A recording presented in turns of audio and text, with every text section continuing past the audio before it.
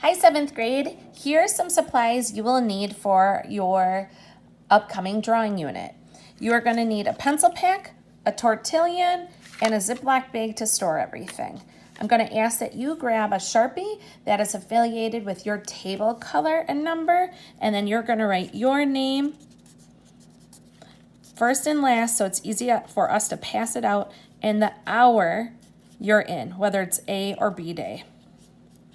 All right, once you have that, go ahead and open up your pencil pack. If you like to keep everything in your packaging, I recommend picking it out from the bottom. But either way, we are going to have to label your pencils. So I'm pulling mine out of my packaging, and I happen to have a skinny Sharpie to put my name on my pencils.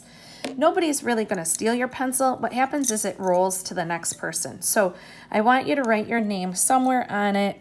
I'm going to include my last name, and your hour will help. So it's hard to see, but it's there on my pencil. Okay, now you will know what pencil it is because of the number on it. These green pencils all look the same, but they're actually different. So again, getting your name on them and knowing which pencil is which by the letters on it. Oh, there we go. I got my name. Now, what do you do with this one? Again, like I said, people don't really steal your pencil, so I would go ahead and figure out how to mark it so you know which one is yours. Maybe you'll black out the out, or maybe you'll write your initial on the back end. I've got JM on there. Put your name on the eraser, because again, that can bounce away from you, and your hour will always help too. And name on what is called your tortillon. Your tortillon is your blending stump. So you may need to pause this video to make sure that you get everything labeled. Bag should be in the color of your table, and skinny black Sharpie for all the rest.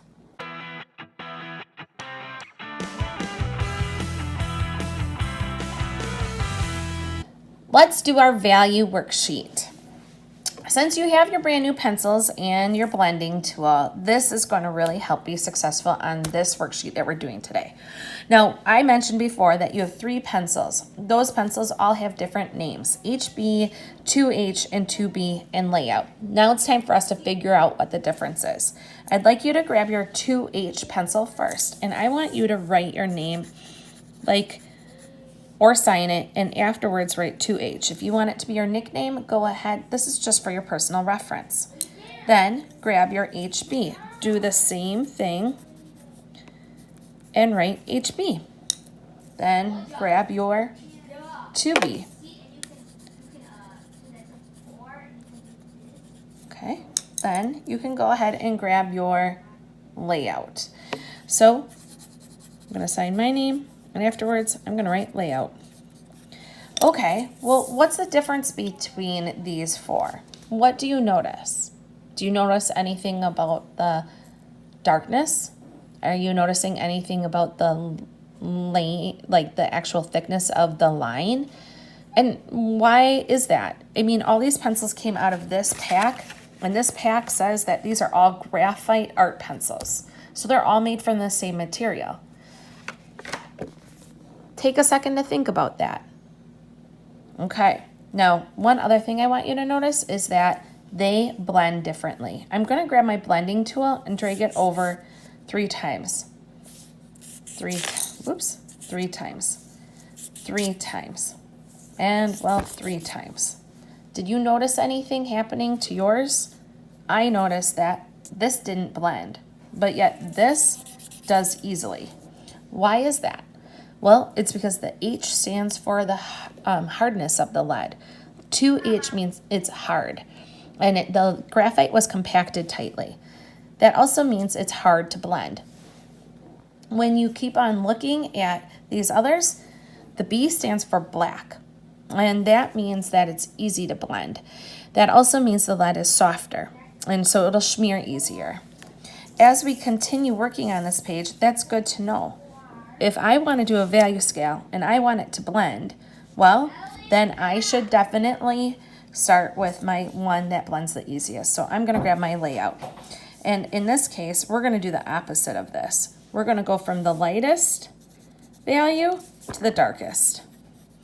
Okay, so what does that mean? That means I need to black this in. As dark, dark, dark, dark, dark, dark as possible.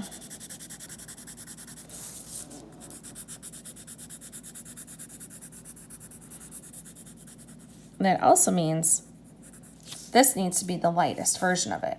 So I'm actually not going to do that one yet. I'm just going to go all the way from the darkest to each value getting lighter and lighter and lighter.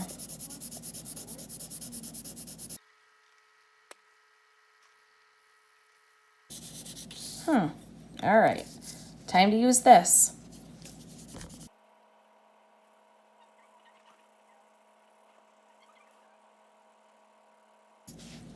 All right, and leave that one light, or just that.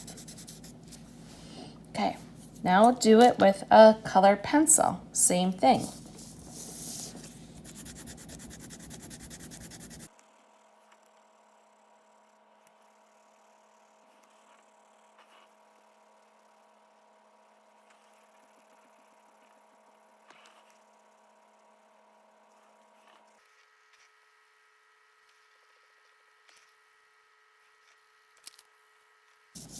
And you can do this with charcoal as well.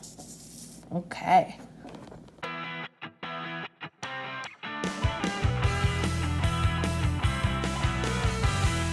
Understanding how to make things look like they're three-dimensional really depends on the light source. When the light is to the lower left and it comes up from here, then this is going to be the lightest.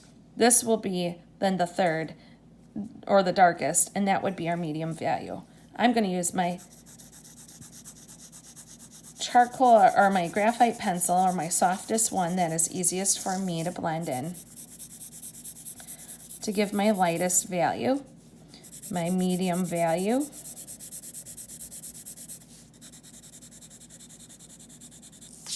and my darkest value. In my opinion, my lines look pretty sloppy. It's amazing what a couple things can do to fix that. I'm going to first use my Tortillion to blend in my values. And I do like to go in multiple directions. I'm going to use that again here. And last but not least, the darkest. Did you notice that it looks like I'm going off the lines? I want to make sure I fill in the whole space. And the cool part about the eraser is it allows me to do cleanup. Okay, so continue thinking about what happens here.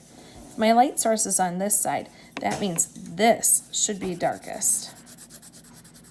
Okay, and the cool thing about cylinders is that it can slowly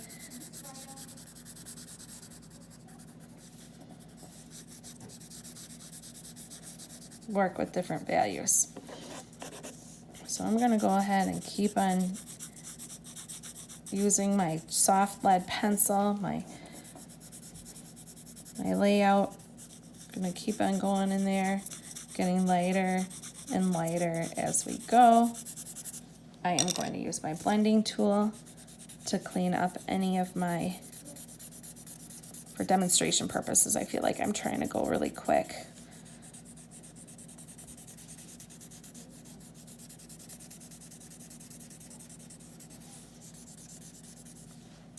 I'm going to clean up here. Now, what do you do with the top? What value should that be? If this is the darkest and this is the lightest, normally I'd find another dark value, because the light should be hitting it from another side.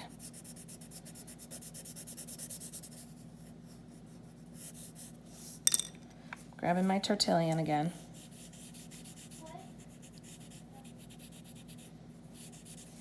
And my eraser. Okay. Woo, looks good. All right, how about here? My light source is here. This is the darkest. Think about the world on the axis point. Maybe even think about like a beach ball. If it goes light to dark, that makes it really easy for us to shade it in. So I'm going to make this side the darkest point. And I don't want it to look like an actual beach ball where I have stripes. So I'm going to try to gradually get lighter as we go. But I am thinking about it from these vantage points because it's like an ellipse. Like this is a circle, but as my circle rotates in space, it turns into an ellipse. So we're going to keep on just adding that value change and lightening up my pressure. And I'm going to keep on using that round that I think about, like that longitude, latitude line. And then the coolest thing is I'm going to go in with my tortillon. See what happens. Smooths it out, makes it look more professional. I do feel like I need to turn my paper around so I can shade that in. Now let's do something else. If I put value over everything and I really want it to look like maybe like a metallic silver ball, it's kind of fun to think about it from both of these standpoints.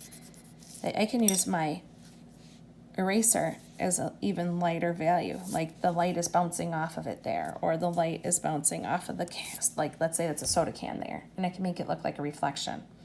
All right, you guys, have fun, good luck, and make sure you're using your layout pencil.